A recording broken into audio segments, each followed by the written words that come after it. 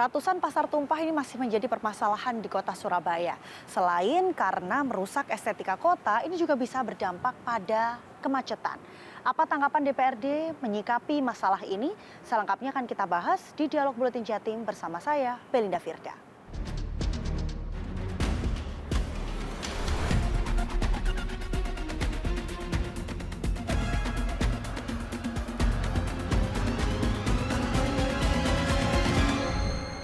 Pemirsa Dialog Buletin Jatim, kali ini kita akan membahas satu permasalahan yang cukup menjamur di kota Surabaya, yakni pasar tumpah. Kali ini kita akan membahas bersama anggota Komisi B DPRD Kota Surabaya. Ada Pak Baktiono di sini. Sehat, Pak? Sehat walafiat. Alhamdulillah. Pak Baktiono, kita membahas soal pasar sebelum ke pasar tumpah atau pasar-pasar yang lainnya di Kota Surabaya. Penataan pasar sendiri di Kota Surabaya ini sudah sejauh apa? Kalau penataan pasar di Kota Surabaya ini sudah diatur dalam peraturan daerah, yaitu peraturan daerah nomor 1 tahun 2023. Sebelumnya juga sudah ada tentang peraturan-peraturan itu, tapi ini disempurnakan lagi dan lebih mudah lagi nanti masyarakat bisa mengetahui dan bisa ditata. Jadi pasar itu ada beberapa pasar, jenis pasar. Ada pasar induk, ada pasar kawasan, ada juga pasar rakyat. Ya, dulu namanya pasar tradisional, sekarang sudah dirubah namanya pasar rakyat. Juga ada minimarket juga. Pasar modern. Ya, pasar modern. Dan disitulah ada klasifikasi itu. Dan kalau tadi disampaikan tentang pasar tumpah, ya, kalau di Perda ini tidak diatur pasar tumpah itu. Tetapi tentang pasar tumpah kalau di Surabaya itu warga masyarakat sudah terbiasa menyampaikan namanya pasar krempiang. Pasar krempiang? Ya, itu dari bahasa apa ya belum tahu. Istilah warga seperti itu. Yaitu pasar-pasar yang berdiri di kampung-kampung. Pasar warga masyarakat yang berjualan bahan-bahan kebutuhan pokok, termasuk ada ikan, daging, minyak, sayur mayur, itu kadang di tepi jalan. Semula itu adalah pedagang keliling, baik pedagang keliling yang mengendarai sepeda motor, kalau sekarang ya dulu sepeda, ada rombong yang didorong, dan warga masyarakat itu bisa menikmati karena ramai di daerah tersebut, di daerah penduduk padat, maka akhirnya dia ada yang menetap di situ. Ada warga yang sana juga membuka usaha tersebut, ada yang jual tahu, jual tempe, jual ayam potong, daging, dan kebutuhan-kebutuhan pokok lainnya. Tapi sebenarnya kalau dilihat dari penjelasan Pak Baktiono, apakah pasar tumpah ini akhirnya menjadi budaya masyarakat kota penduduknya padat, Pak? Kami sudah menyampaikan bahwa masyarakat ini bisa lebih cepat mereka untuk berkreativitas, menciptakan area perdagangan bebas, bukan perdagangan bebas, free trade yang ada di World Free Trade yang ada di luar negeri, di dalam kota Surabaya pun seperti itu. Perdagangan bebas. Perdagangan bebas, tapi perdagangan ya ala tradisional pasar rakyat tadi. Itulah apa ya kreativitas masyarakat tersebut. Di sana ada penduduk padat, terus ada orang yang berjualan sambil jalan, akhirnya laku, dia menetap laku, akhirnya dia juga kontrak rumah di situ, buka usaha di situ. Karena laku, ada temannya yang ikut, saudaranya. Karena laku, tetangga-tetangganya buka semua. Akhirnya jadi itu. Oleh karena itu, pemerintah kota melalui PD Pasar Surya maupun Dinas Perekonomian itu juga harus bisa mengantisipasi, membuat kajian-kajian beserta dari Badan Perencanaan Kota bersama juga namanya BRIDA. BRIDA itu Badan Riset Inovasi Daerah.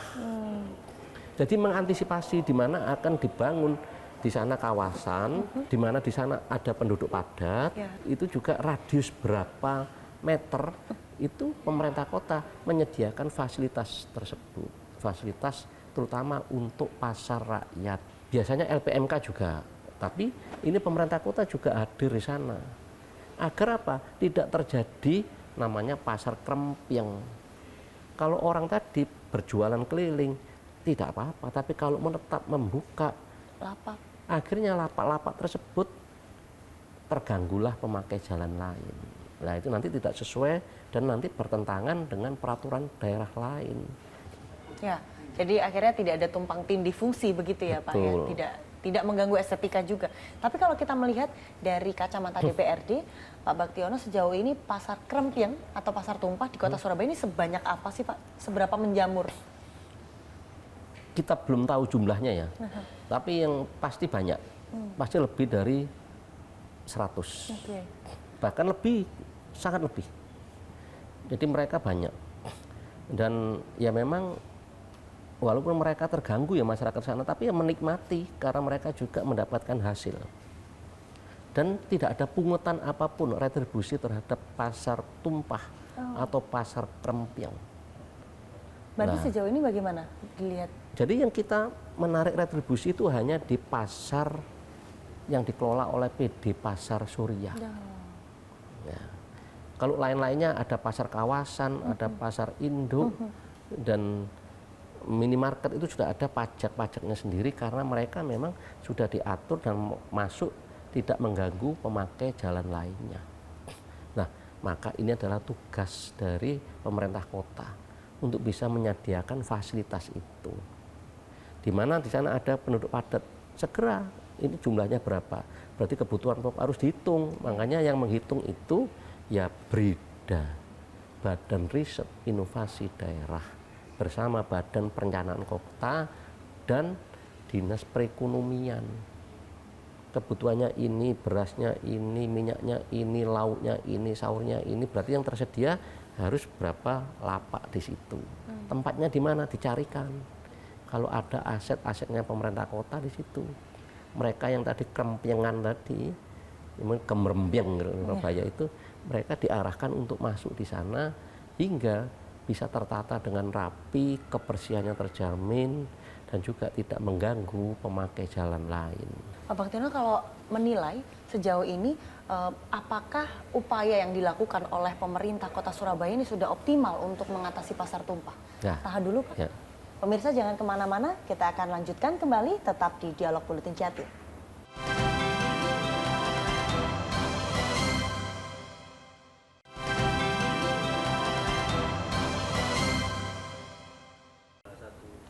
Kembali di Dialog Buletin Jatim, pemirsa, kita lanjutkan pembahasan pasar tumpah atau pasar krempeng. Masyarakat Surabaya menyebutnya. Pak Baktiono, tadi kan sempat disinggung bahwa seharusnya pemerintah memberikan solusi untuk pasar tumpah ini karena merusak estetika, mengganggu hak-hak pengguna jalan maupun pejalan kaki begitu. Sejauh ini dari DPRD menilai apa sudah ada solusi yang dilakukan oleh pemerintah Kota Surabaya, Pak? Kalau DPRD sudah lah mengundang terutama PD Pasar Surya. Ya. Karena PD Pasar Surya itu jumlahnya ada 81 pasar yang dikelola oleh pemerintah kota Surabaya. Nah maka ini juga harus carikan solusi. Bukan dimasukkan ke pasar, kalau bisa dimasukkan ke pasar-pasar yang ada yang kalau masih ada standnya. Membangun pasar baru di wilayah tersebut. Gitu loh. Makanya saya sampaikan, kalau di sana pertumbuhan penduduk sana banyak, juga perumahan-perumahan sana banyak, itu pasti membutuhkan bahan-bahan kebutuhan pokok. Jangan sampai kita ini kedahuluan. Saya makanya masyarakat kita ini mempunyai kreativitas yang luar biasa. Kita harus hadir lebih dahulu menyediakan fasilitas itu sehingga kalau mereka mau bertransaksi atau berjualan sudah disediakan tempat, sudah langsung diarahkan masuk ke sana. Nah kalau terjadi seperti ini, ya karena sudah terlanjur, ya cari tempat di sekitar situ agar warga masyarakat nanti dekat. Memang konsepnya pasar ini kalau bisa ya dekat dengan area-area pemukiman, dibangun yang semi-semi modern. Pasarnya pasar rakyat, nanti juga bangunnya semi modern. Karena apa? Kalau saat ini pasar tradisional atau pasar rakyat, sekarang anak-anak muda itu enggan ke sana, belanja ke sana enggan. Ya karena apa? Terkesan Kumuh. becek, bau. Nanti sudah berhias, rapi, mau ke kantor ke sana, masuk di ikan, di apa, nanti keluar kerja dia kan ya bau semua lah. Iya, iya, iya. Makanya dibangun seperti itu, higienis dan ditata, ya mirip-mirip ya seperti supermarket seperti itu. Khusus pasar di Indonesia ini memang ada disediakan namanya pasar rakyat, pasar tradisional. Itu tidak boleh dihilangkan, tetap ada. Karena apa? Itu adalah konsep gotong royong, konsep warga bisa berinteraksi itu di situ. Kalau kita ke pasar-pasar yang langsung kita ngomong pasar modern, minimarket, supermarket, bolehkah kita hutang di sana? Iya sih. Tidak boleh. Ini logika berpikir dasar sekali ya, Pak ya. Di sana terjadi interaksi warga, terjadi rasa kekeluargaan.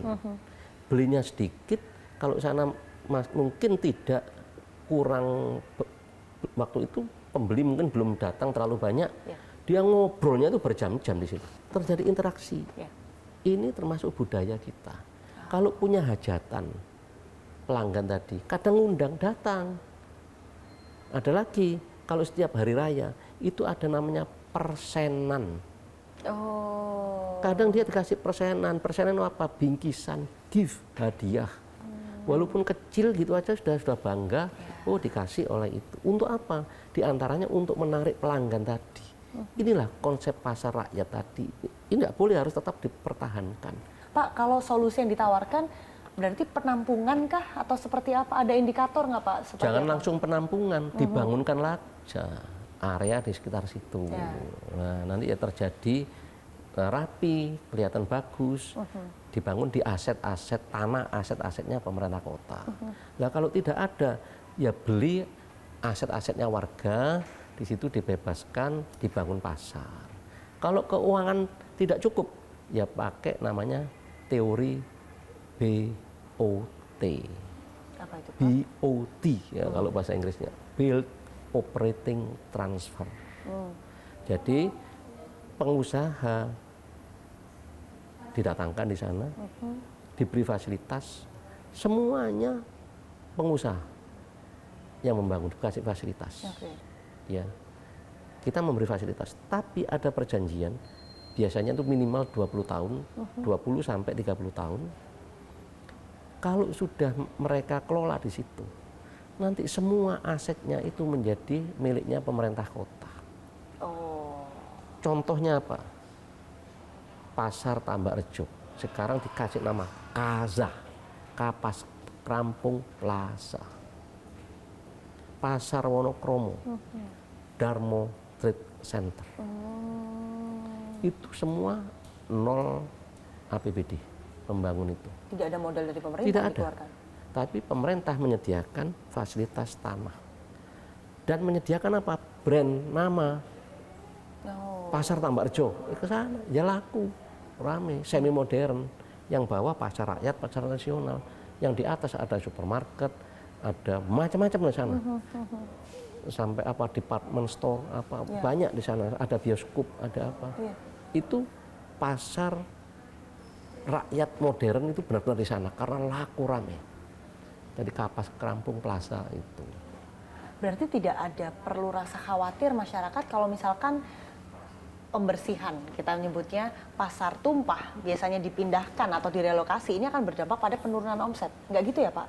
Pertama memang ada dampak seperti itu, yang pertama. Tapi fasilitas dibangun dahulu, tapi harus melalui namanya survei, kajian akademis. Pakai apa? Ya namanya BRIDA tadi, Badan Riset Inovasi Daerah. Ada risetnya dahulu, kira-kira di mana? Yang diriset siapa? Terutama warga sekitar sana. Radius berapa di sana yang rame itu, mintanya di mana? Oh di sana. Jualannya apa? Seperti ini. Pasti laku. Karena usernya tadi, pelanggannya ya warga daerah situ pertama. Gitu loh. Pertama kan daerah situ. Nah, setelah itu baru dikembangkan ke yang lain. Pasti laku kalau melalui ada kajiannya. Kalau tanpa kajian, selera penguasa saja, itu yang repot. Bisa laku, bisa tambah tidak laku. Tapi kalau sudah melalui kajian-kajian yang mendalam dan benar kajiannya, saya yakin pasti laku. Pak, tadi sempat disinggung soal perda, kemudian soal komunikasi yang dibangun DPRD dengan PD Surya. PD Pasar Surya. PD Pasar Surya. Sejauh ini evaluasi yang didapatkan oleh DPRD terkait perizinan dan juga bagaimana penegakan regulasi itu sendiri seperti apa di Surabaya. Ya. Tahan dulu Pak Baktiono. Pemirsa jangan kemana-mana, kita akan lanjutkan kembali tetap di Dialog Buletin Jatim.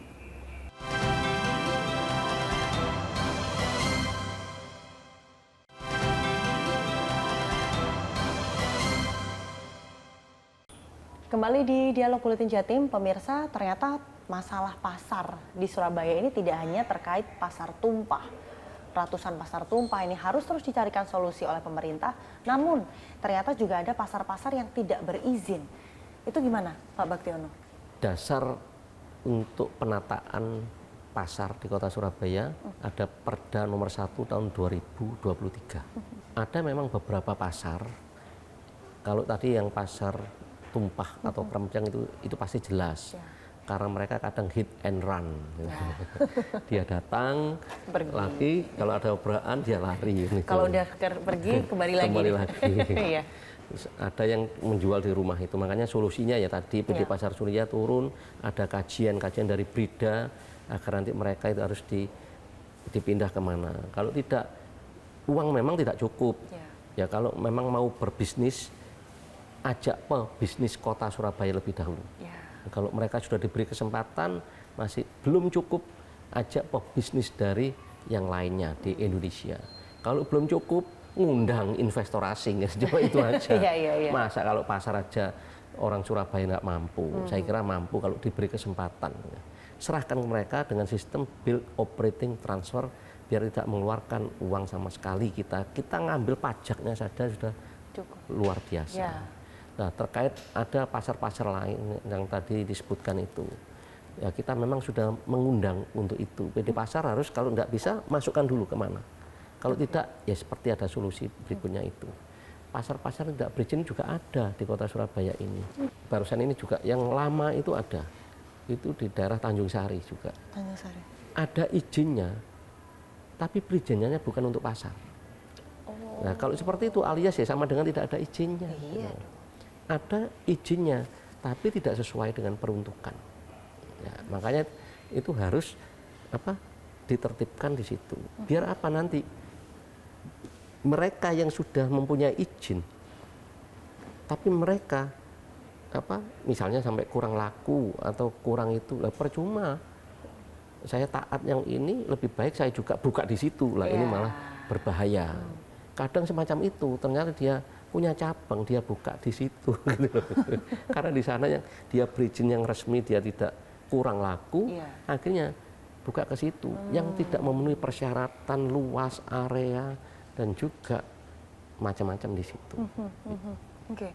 Solusinya selama ini sudah ada belum Pak untuk pasar-pasar yang tidak berizin dari pemerintah kota?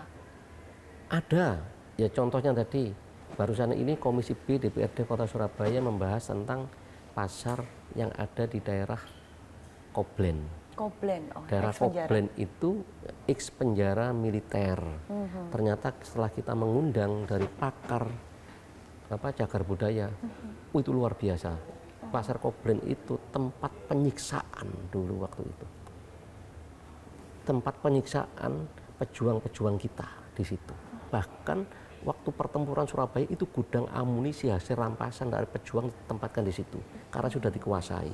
Di Koblen itu, tapi sekarang dimanfaatkan sebagai pasar. Nah, waktu itu kan juga difungsikan sebagai penjara juga, penjaranya militer juga. Nah, ini ada kreativitas dari pengusaha dijadikan pasar. Nah, kalau jadikan pasar, kita nggak boleh lepas bahwa itu adalah cagar budaya. Ada jenisnya, ada grade-nya, grade A, B, C. Kalau di sana grade C, tidak boleh itu dijebol, dirubah, nggak boleh. Contohnya Singapura ada Bugis Junction, ya. Orang-orang Makassar, Bugis di sana itu pernah ditinggal daerah Singapura. Nah, sana itu dilindungi cagar budaya. Akhirnya apa? Perkampungan tetap jadi perkampungan, cuma dijadikan area perdagangan. Mengena rumahnya tetap seperti orang Bugis, cuma dalamnya tidak merubah bentuk itu. Nah kalau ini penjara bagaimana? Ini harus head to head. Kalau penjara dibuatkan area seperti itu, harus kita cari pembanding penjara mana yang dibuatkan area perdagangan. Ternyata ada. Di Australia juga gitu, penjara jadi tempat wisata dan perdagangan. Tapi tidak dirubah. Rame luar biasa. Orang pengen melihat penjara itu kan dieksploitasi supaya warga masyarakat tahu. Eksploitasinya apa? Penjara militer terjadi gini, dulu penyiksaan, orang pengen tahu. Lihat ternyata sana area perdagangan dan juga ada foto-foto di sana menyenangkan, akhirnya mereka terjadi transaksi. Kalau di Koblen sudah sama belum Pak dengan belum, ini belum diapa-apakan. Tapi sudah ada isinya di Koblen? Sudah ada beberapa, cuma tidak memenuhi syarat karena perizinannya expired. Nah, itu dia. Dan waktu itu peruntukannya tidak sesuai. Gitu loh. Makanya ini harus ditertibkan lagi. Ya harus tahu, termasuk yang mau investasi tadi itu tahu, harus tahu ini barang apa yang dibuat ini daerah apa, ini tempat apa, sejarahnya seperti apa. Ini bukan hamparan seperti sawah yang dibuat itu, bukan, ada kesejarahan. Alcatraz yang ada di Amerika, ramai buat wisata sekarang itu. Ada banyak contoh yang bisa nanti diaplikasikan begitu. Pak, tapi tidak hanya yang tidak berizin, tapi juga ada 17 pasar yang statusnya tidak aktif. Ya, kalau tidak aktif, lah inilah makanya tugas dari pemerintah kota bagaimana untuk membuat area itu. Kalau memang dibuat pasar tadi itu tidak aktif, memang kurang, dibuat apa sebaiknya? Melalui yang namanya survei dan kajian akademis, lewatnya apa? Sekarang ada lembaga namanya Badan Riset Inovasi Daerah. Tanya, survei, buat apa ke warga sekitar? Biar bisa dimanfaatkan. Kalau SWK, sentra wisata kuliner, silakan. Nah misalnya seperti itu. Pak, ini untuk tempat pembelajaran anak-anak yang gini, silahkan. Pak, ini nggak bisa karena di situ daerah ini karena pendidikan sistemnya zonasi. Ini sebaiknya dibuat SMP, Pak. Bangun SMP. Artinya itu tidak mangkrak dan tidak digunakan mangkrak, begitu iya. ya Pak? Tidak pasar harus pasar. Kalau memang dibuat pasar memang benar-benar bisa, area bisnis memang tidak bisa. Kalau memungkinkan karena hasil kajian dan survei dari warga, misalnya minta untuk sekolah. Memungkinkan seperti itu berarti memungkinkan ya Pak? Bisa berubah peruntukannya. Pemerintah ini kan bisa aja membuat aturan yang memang berpihak kepada masyarakat. Sampai sekarang? Sampai sekarang. Akhirnya seperti apa? Ya masih terjadi itu. Dan masih aktif berjalan? Masih aktif. Makanya kalau tadi Koblen, Tanjung Sari, itu tidak sesuai. Itu pergudangan, jadikan itu. Kalau Mangga 2, Pak? Sama sekali tidak ada izin apapun. Karena dulu adalah penampungan pembangunan Pasar Wonokromo. Dan itu adalah asetnya masuk kategori apa ya? BLBI, hasil sitaan. Dan itu sudah masuk namanya ke KPKNL. Waktu itu KPKNL sudah minta bantuan penertiban ke pemerintah kota, tapi KPKNL-nya tidak hadir. Wah, kita juga kalang kabut. Akhirnya mau tidak mau sesuai peraturan daerah itu, karena warga supaya tidak iri, itu harus juga segera untuk direlokasi.